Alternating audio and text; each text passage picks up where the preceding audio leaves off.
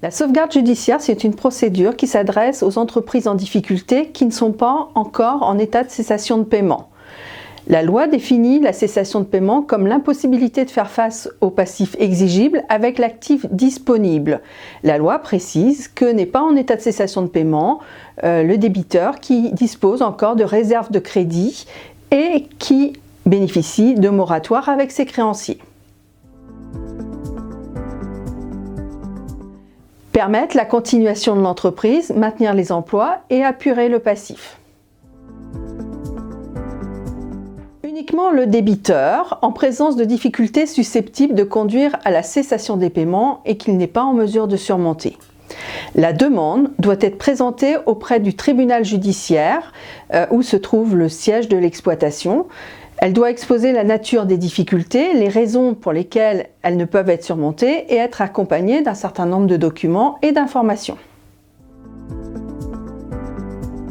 S'il existe une possibilité sérieuse de continuation, la sauvegarde donnera lieu à un plan arrêté par jugement à l'issue d'une période d'observation d'une durée de 6 mois, renouvelable 6 autres mois, et qui peut également être exceptionnellement prolongé, notamment pour les exploitations agricoles en fonction de l'année culturale. À défaut, il prononcera le redressement judiciaire ou la liquidation judiciaire. Le jugement de sauvegarde donne lieu à publicité. Pour les entreprises agricoles, les plans peuvent avoir une durée maximale de 15 ans.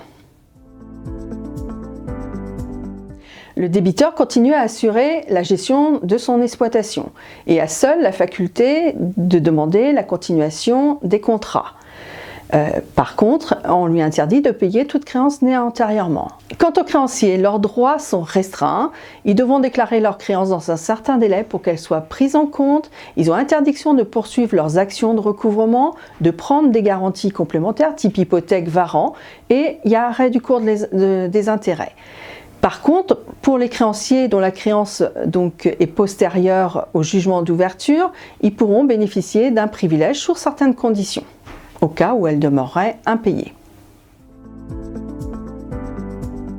En conclusion, cette procédure fonctionne comme le redressement judiciaire. Son intérêt, c'est d'anticiper les difficultés avant la survenance de l'état de cessation des paiements afin de faciliter davantage le redressement de l'entreprise. Seul le débiteur peut la demander et certaines règles sont plus souples que dans le redressement judiciaire.